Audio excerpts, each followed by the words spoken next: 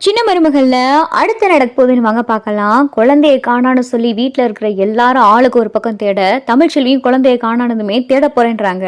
அப்பத்தா அடி நீ பச்சை உடம்புக்காரடி எங்கடி போற அப்படின்னு சொல்லி அப்பத்தா கேட்கவும், விடுங்க அம்மாச்சி, இந்த நிலைமைக்கு காரணமே நீங்க தான், நீங்க பேசாதீங்க அம்மாச்சி.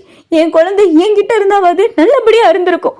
பாவம், என் குழந்தைய என்கிட்ட இருந்து பிரிச்சு தாய்ப்பாலுக்காக அந்த குழந்தைய ஏங்க வச்சு பத்தாவதுக்கு இப்ப அந்த குழந்தை காணாமே போயிருச்சு. பிறந்து ஒரு நாள் கூட ஆகலை. இந்த பாவெல்லாம் உங்களை சும்மா விடாத அம்மாச்சி அப்படின்னு சொல்லி தமிழ் அழுகவும், அடியே எல்லாம் நல்லதுக்காக தாண்டி நான் அப்படி பண்ணேன் அப்படின்னு சொல்லி அப்பத்தான் சொல்லுவோம், எது அம்மாச்சி அழுது, எது நல்லது? ஒரு பச்சை குழந்தை இப்ப காணாம போயிருச்சு. என் குழந்தை எங்க இருக்கும், யார்கிட்ட இருக்கோ அந்த குழந்தை பசியில அழுகுதா. எனக்கு தான் அம்மாச்சி தெரியும். ஒரு பெத்த தாயா நான் படுற பாடு எனக்கு மட்டும்தான் தெரியும். நீங்க என்கிட்ட பேசாதீங்க அம்மாச்சி. நான் என் குழந்தைய கண்டுபிடிக்காம இந்த வீட்டுக்குள்ள வரமாட்டேன் அப்படின்னு சொல்லிட்டு தமிழ் எல்லாரு கையும் உதறி விட்டுட்டு இங்க வெளியில கிளம்பி போகவும், தமிழ் தமிழ் நில்லு தமிழ் அப்படின்னு சொல்லி வசந்தி ஒரு பக்கம் கத்திக்கிட்டு இருக்க. அப்பத்தான் இங்க அழுதுகிட்டு இருக்காங்க. அம்மா நீங்க எதுவும் தப்பா எடுத்துக்கிறாதீங்கம்மா, அவ ஏதோ கோபத்துல வருத்தத்துல பேசுறா அப்படின்னு சொல்லி வசந்தி சொல்லவும், இல்லடி வசந்தி, நான் ராஜாங்க வீட்டுக்கு போறேன். அந்த குழந்தைய ராஜாங்கத்துக்கிட்ட கண்டுபிடிச்சு கொடுக்க சொல்லி நான் கேட்குறேன். அந்த குழந்தை கிடைச்சதும் கையோடு தூக்கிட்டு வந்து நான் தமிழ்கிட்ட கொடுத்துறேன் அப்படின்னு சொல்லி அப்பத்தான் சொல்லவும், அம்மா நீங்க எதுவும் தப்பா எடுத்துக்கிறாதீங்கம்மா, இங்க இருங்கம்மா அப்படின்னு சொல்லி வசந்தி சொல்லவும், இல்லடி தமிழ் இப்படி பேசுறத என்னால ஏத்துக்கிறவே முடியல, என்னால தாங்கிக்கிற முடியல. தமிழ் இப்படி என் மேல கோப்படுறத என்னால தாங்கிக்கிற முடியலடி. நான் இவங்க 2 பேரும் ஒன்று சேருவாக நினைச்சுதான் அந்த குழந்தைய அங்கே கொண்டு போய் கொடுத்தேன். ஆனா அந்த குழந்தைய இப்படி காணாம போற அளவுக்கு ராஜாங்க இருப்பான்னு நான் நினைக்கவே இல்லை. சேது மேல நம்பிக்கை இல்லாட்டியும் ராஜாங்க மோகனா மேல இருக்கிற நம்பிக்கைனாலதான் அந்த குழந்தைய அங்கே கொடுத்துட்டே வந்தேன். சேது கொஞ்சம் கொஞ்சமா மனசு மாதிரி அந்த குழந்தைய ஏத்துக்கிருவான்ற நம்பிக்கையில தான் அந்த குழந்தைய அங்கே விட்டுட்டே வந்தேன். ஆனா அந்த குழந்தைக்கு இந்த நிலைமை ஆகும் நான் நினைக்கவே இல்லை. இதுக்கு மேல அந்த குழந்தை இங்க இருக்கக்கூடாது. நான் அந்த குழந்தைய தூக்கிட்டு வந்து தமிழ்கிட்ட கொடுக்கத்தான் போறேன் அப்படின்னு சொல்லி அப்பத்தான் அங்கே ராஜாங்க வீட்டுக்கு கிளம்பி போக, குழந்தைய காணான்ற வருத்தத்துல மோகனாவும் ராஜாங்கமும் ஆளுக்கு ஒரு மூளையை கொடுத்து உட்காந்துருக்க. அப்பதான் அப்பத்தா வீட்டுக்குள்ள வரவும் ஈஸ்வரி திருன்னு முழிக்குது. இந்த கிளவி எதுக்கு இப்ப இங்க வீட்டுக்கு வருது?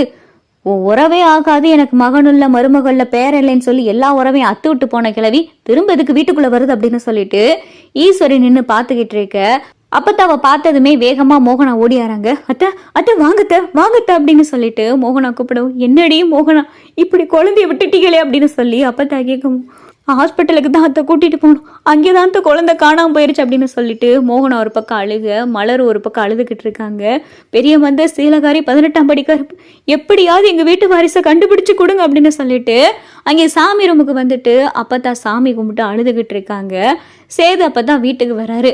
என்னையா சேது, என்ன என்ன குழந்தைய பத்தி எதுவும் தகவல் கிடைச்சிச்சா அப்படின்னு சொல்லிட்டு ராஜாங்க அப்படியே பதறி போய் கேட்க, இல்லப்பா எல்லா பக்கமும் தேடி பார்த்தாச்சு, போலீஸ்ல கம்ப்ளைண்ட் கொடுத்துருக்கு, போலீஸும் எல்லா செக் போஸ்டையும் செக் பண்ணி சொல்றேன்னு சொல்லியிருக்காங்க அப்படின்னு சொல்லிட்டு சேதுவும் மனசெல்லாம் உடஞ்சு போய் உட்கார்ந்துருக்காரு.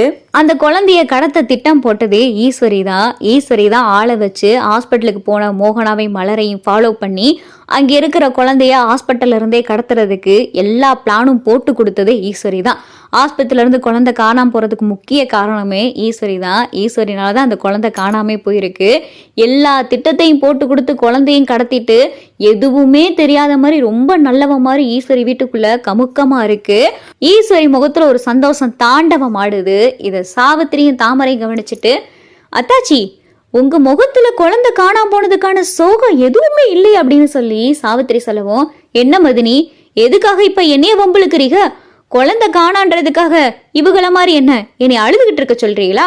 காணாம போனது என்ன நான் பெத்த பிள்ளையா இல்ல ஏன் பேர பிள்ளையா? காணாம போனது அந்த தமிழ்ச்செல்வி குழந்தை. அதுக்கு அவதான அழுகணும், உருளலும், பெறலணும். நான் எதுக்காக வருத்தப்படணும்? அதுக்காக நான் வருத்தப்படாம இருந்தா குழந்தை காணாம போனதுக்கு காரணம் ஏதோ நான் தானே சொல்லுவீங்க போலே அப்படின்னு சொல்லி ஈஸ்வரி கேட்கவும், அப்பதான் சாவித்ரி, இருந்தாலும் இருக்கும் மதினி, உங்க அண்ணன் மக ஐஸ்வர்யா நல்லபடியா வாழணும்னா அதுக்கு தடையா இருக்கிறது சேதுவுடைய குழந்தை தானே.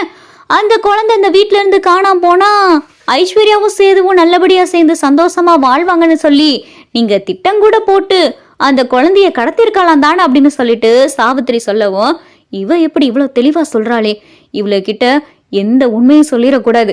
மதினி கொஞ்சம் பார்த்து பேசுங்க.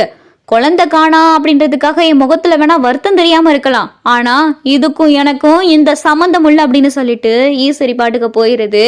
அம்மா ஆனா அந்த ஈஸ்வரி முகத்துல ஏதோ ஒரு சந்தோஷம் தெரியுதுமா. எனக்கு தெரிஞ்சு இந்த ஈஸ்வரி தான் அந்த குழந்தைய கடத்திருக்கணும் அப்படின்னு சொல்லிட்டு தாமரை சொல்லவும், அப்படி மட்டும் இவ செஞ்சிருக்கட்டும்னு வைடி, ஆதாரபூர்வமா இவளை மட்டும் நம்ம கையும் களமா பிடிச்சு கொடுத்தோன்னு வையி, இவ இந்த ஜென்மத்துக்கு இந்த வீட்டுக்குள்ள இருக்க முடியாது. அதுவும் அன்னை இப்ப சேதுவோடைய மகனை தூக்கி கொஞ்சம் ஆரம்பிச்சிருச்சு. எல்லாரும் பயங்கரமான வருத்தத்துல இருக்காங்க. இதுக்கெல்லாம் காரணம் இந்த ஈஸ்வரி தான் தெரிஞ்சிச்சுன்னு வையேன், அவ்வளவுதான், இந்த ஈஸ்வரியோடைய கதை முடிஞ்சிச்சு. சேது இங்க வருத்தத்தோட கண்கலங்கி போய் உட்காந்துருக்க. அப்பதான் சேதுவுக்கு ஒரு போன் வருது. போலீஸ் ஸ்டேஷன்ல இருந்து போன் பண்றாங்க. சார், ஒரு செக் போஸ்ட்ல ஒரு குழந்தை கிடைச்சிருக்கு சார், இது உங்க குழந்தையான்னு வந்து பாருங்களேன் அப்படின்னு சொல்லிட்டு போலீஸ்ல சொல்லவும், அந்த உடனே வரேன் சார், உடனே வரேன் அப்படின்னு சொல்லி சேது அறக்க பறக்க கிளம்பி ஓடுறாரு. என்னையா சேது, என்னாச்சு அப்படின்னு சொல்லி ராஜன் கேட்க, அப்பா ஸ்டேஷன்ல இருந்து கால் பண்ணியிருக்காங்க, குழந்தைய பத்தின ஏதோ ஒரு விஷயமா, நான் போறேன்ப்பா அப்படின்னு சொல்லி சேது போய் பார்க்க, அங்கே பார்த்தா குழந்தை கிடைச்சிருச்சு. சார் சார், இது ஏன் குழந்தை தான் சார் அப்படின்னு சொல்லி சேது அப்படியே பதற, சார் செக் போஸ்ட்ல செக் பண்ணதுல ஒரு பாட்டி தான் அந்த குழந்தைய கடத்தினதா தெரிஞ்சிருக்கு. பாட்டி எஸ்கேப்பு, பாட்டியை நாங்க தேடிக்கிட்டு இருக்கோம். ஆனா குழந்தை கிடைச்சிருச்சு சார், கடவுள் புண்ணியத்துல உங்க குழந்தை கிடைச்சிருச்சு சார். இதுவரைய நிறைய கேஸ்ல நிறைய பேர் இந்த மாதிரி கம்ப்ளைண்ட் கொடுத்துருக்காங்க. ஆனா சில பேருடைய குழந்தை தான் கிடைச்சிருக்கே தவிர சில பேருடைய குழந்தை இதுவரையிலும் கிடைக்காமே போயிருக்கு. நீங்க ஏதோ புண்ணியம் பண்ணிருக்கீங்கன்னு நினைக்கிறேன்.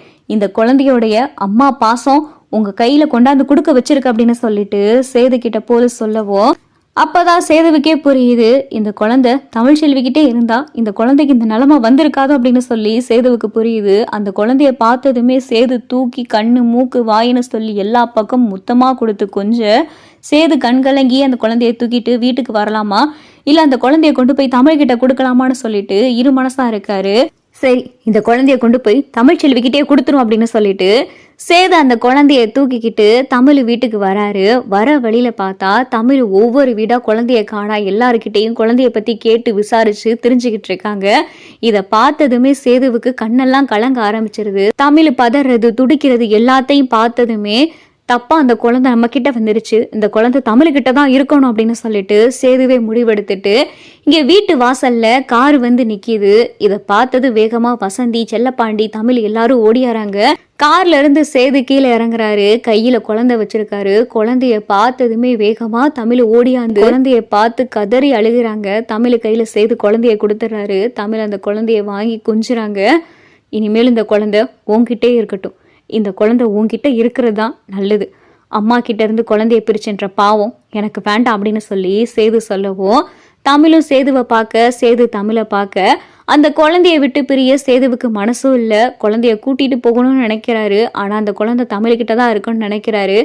இதுக்கு ஏதாவது ஒரு முடிவு எடுத்தே ஆகணும் அப்படின்னு சொல்லிட்டு சேது இருமனசா அந்த குழந்தைய விட்டுட்டு கண்ணெல்லாம் கலங்கி திரும்ப வண்டி எடுத்துட்டு வீட்டுக்கு வராரு.